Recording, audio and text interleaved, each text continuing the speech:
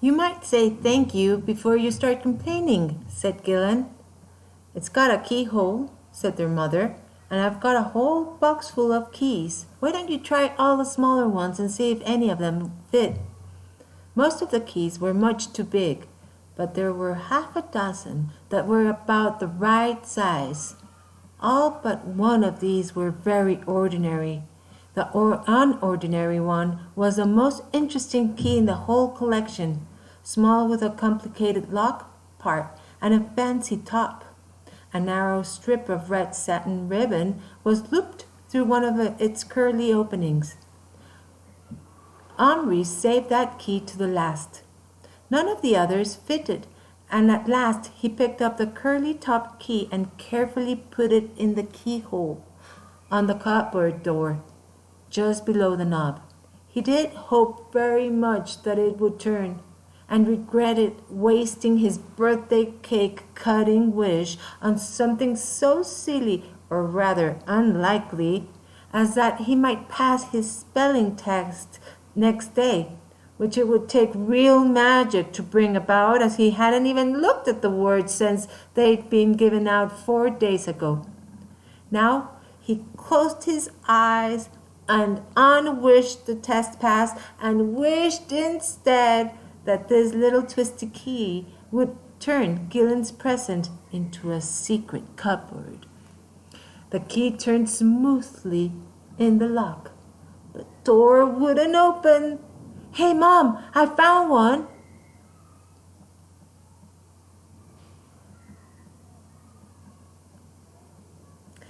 Have you, darling? Which one? His mother came to look. Oh, that one. How very odd.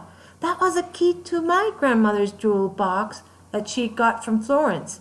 It was made of red leather, and it fell to bits at last, but she kept the key and gave it to me.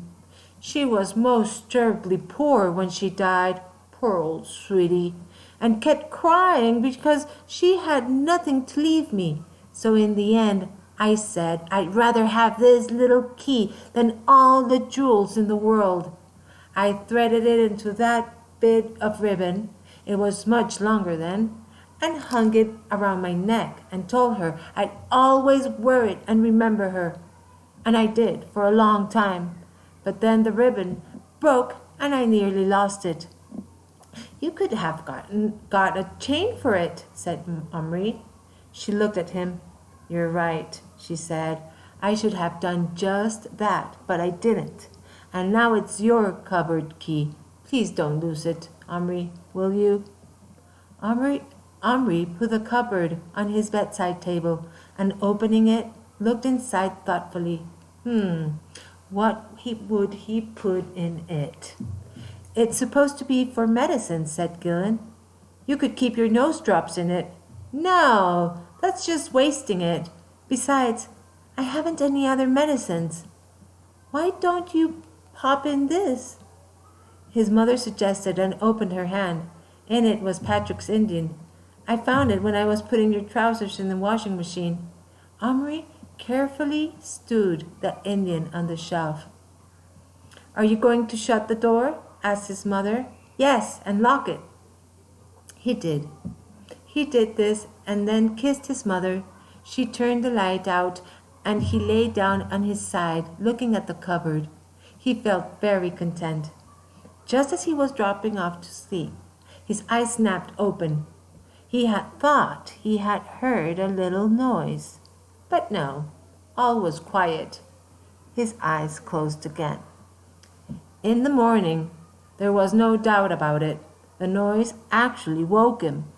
He lay perfectly still in the dawn light, staring at the cupboard, from which was now coming a most extraordinary series of sounds. A pattering, a tapping, a scrabbling, and surely a high-pitched noise like, well, almost like a tiny voice. To be truthful, Henri was petrified. Who wouldn't be? Undoubtedly, there was something alive in the cupboard. At last, he put out his hand and touched it. He pulled very carefully. The door was shut tight, but as he pulled, the cupboard moved, just slightly, the noise from inside instantly dropped. He lay still for a long time, wondering. Had he imagined it? The noise did not start again. At last he cautiously turned the key and opened the cupboard door. The Indian was gone. Omri sat up sharply in bed and peered into the dark corners. Suddenly he saw him. But he wasn't on the shelf anymore. He was in the bottom of the cupboard. And he wasn't standing upright. He was crouching in the darkest corner, half hidden by the front of the cupboard, and he was alive. Omri knew that immediately. To begin with, though the Indian was trying to keep perfectly still as Omri had kept, lying in bed a moment ago, he was breathing heavily. His bare bronze shoulders rose and fell and were shiny with sweat. The single feather sticking out of the back of his head quivered, as if the Indian were trembling. And as Omri peered closer, and his breath fell on the tiny huddled figure, he saw it jump to its feet. Its minute hand made a sudden, darting movement toward its belt and came to rest clutching the handle of a knife, smaller than the shaft of a tack. Neither Omri nor the Indian moved for perhaps a minute and a half. They hardly breathed either. They just stared at each other. The Indian's eyes were black and fierce and frightened. His lips were drawn back from shining white teeth, so small you could scarcely see them except when they caught the light. He stood, pressed against the inside wall of the cupboard, clutching his knife, rigid with terror but defiant. The first coherent thought that came into Omri's mind as he began to get over the shock was, I must call. Well, look at this. Here is Omri in the cupboard.